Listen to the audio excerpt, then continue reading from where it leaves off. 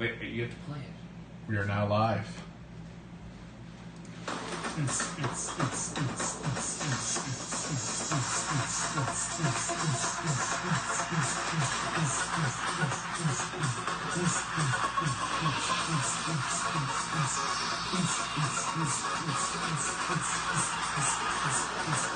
This is our official pivot to dance videos. We are no longer producing hockey content here at Oilersnation. We are now exclusively producing dance remix content in which Chris beatboxes and I do this kind of thing. Lots of like arms, not very much body.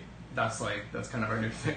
I can only do 3 inches and then it goes. And then you get noticeably tired. Yeah, it's exhausting. Extremely what we're exhausting. actually doing today is we are welcoming the Winnipeg Jets to the no playoff party.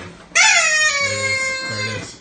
So your voice today behind the camera will be the Nation Dan. Bag Milk is gone. You're called up from the minors. Called up from the farm team. Dan is now behind the camera. Bag Milk no longer works for us. No, that's not true. Bag Milk will be back. He's on He vacation. will be back soon. But Taking a much needed break from doing nothing, sitting at this table. Oh, And hanging out. touche. He's taking a much needed break from us. Why didn't we put Cap Space in this spot? That's a great question. Look at Cap Cap Space. He's in timeout right now. Cap Space is in the corner.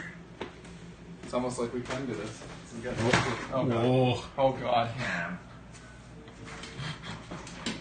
The Yeah, wheels, there we go. the wheels are coming off. Oh, and he is just wilting under the He doesn't want to be pressure. a part of the video at all. All right, so boys, Cap Space is really big.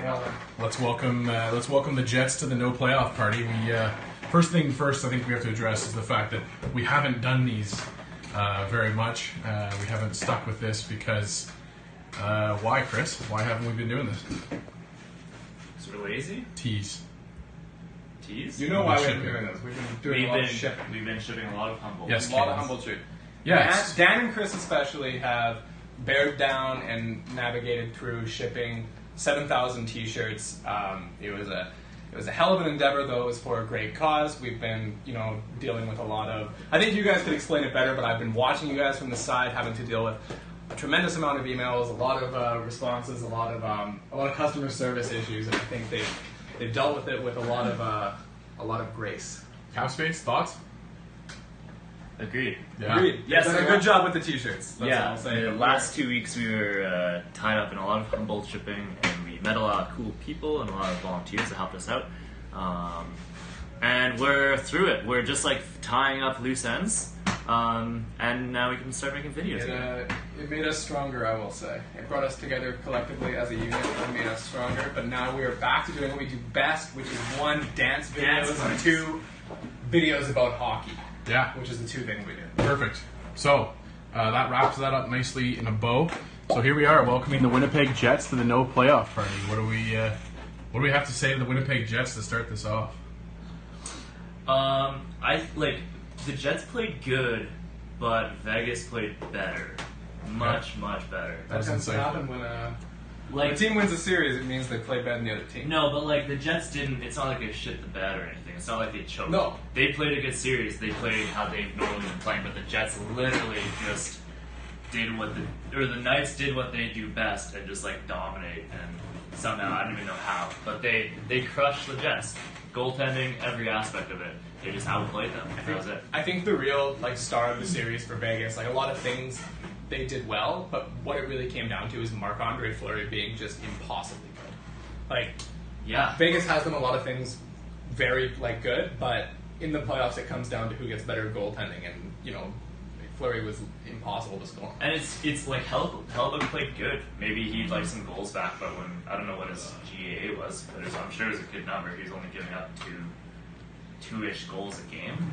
Fleury just crushed him. Fleury is on a whole other level we've never seen before. So fun fact from the Twitterverse coming out was that Fleury's numbers are comparable, if not better, than J.S. Giguère's numbers the year that he won the Conn Smythe Trophy for Legendary Anaheim. 2003 playoff run. I remember this now. That was it was 2 years before the lockout because Calgary's run was 04 and lockout was 05 and Edmonton was 06. J.S. Giguère was legendary that year. Unbelievably good. So I guess the question for you guys then is, does Marc-Andre Fleury win the Conn Smythe Trophy, win or lose right now? So let's look at it. Do the Caps have anyone that would outdo Fleury? I'd say Ovechkin maybe.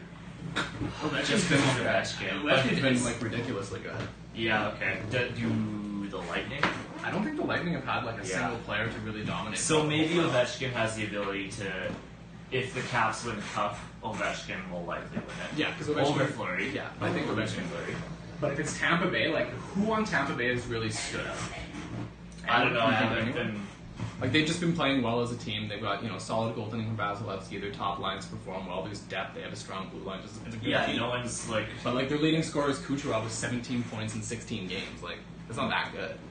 It's not better than But it also comes down to what happens in the finals, right? Sure. If, They could. Yep. if Stamkos goes and scores 9 goals in 6 games or something, then yeah, he'll win. A lot of things could change. Yeah.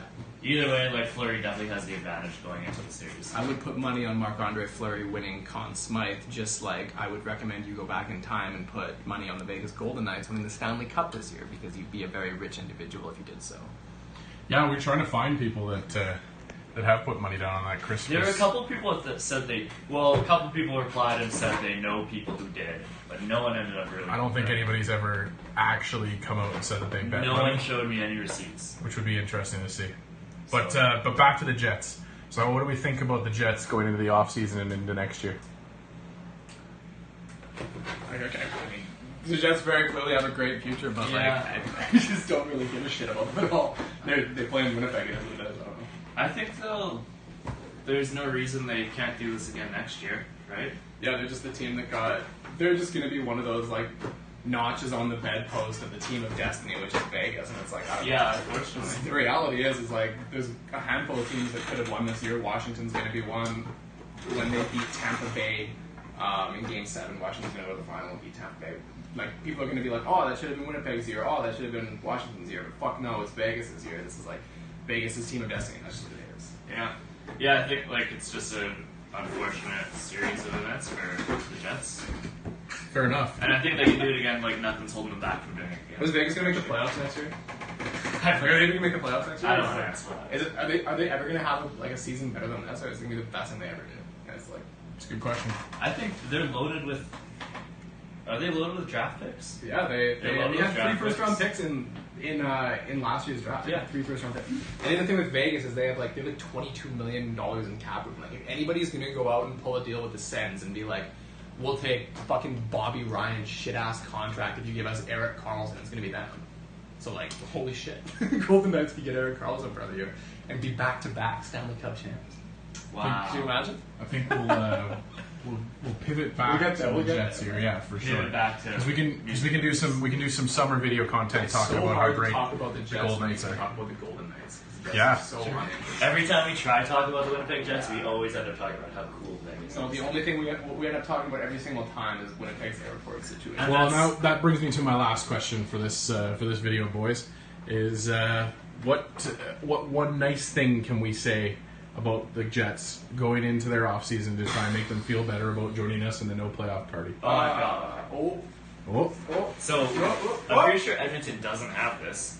Winnipeg, the city of Winnipeg, has 7-Elevens with the door locked from the outside. Like 7-Eleven open 24 hours, but to get in, you have to knock, and they unlock. Edmonton definitely has that, but I don't think they do. I've never seen 7-Eleven like that.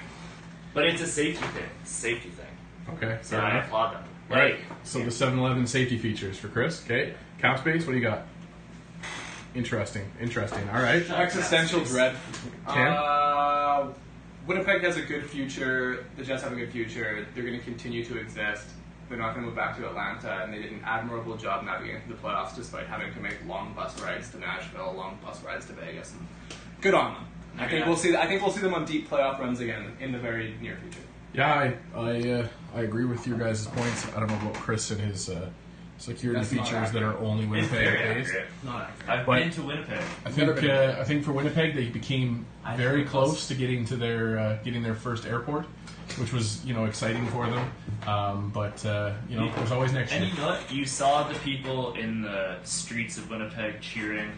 They knew how close they were to getting an airport. It's the first thing they've had to cheer about since, I don't know, the snow melted last July for the first time in 2 years. Yeah, because they used to be an ice age city too. Great job, That's boys. where they filmed Ice Age, the movie. That's where they filmed it.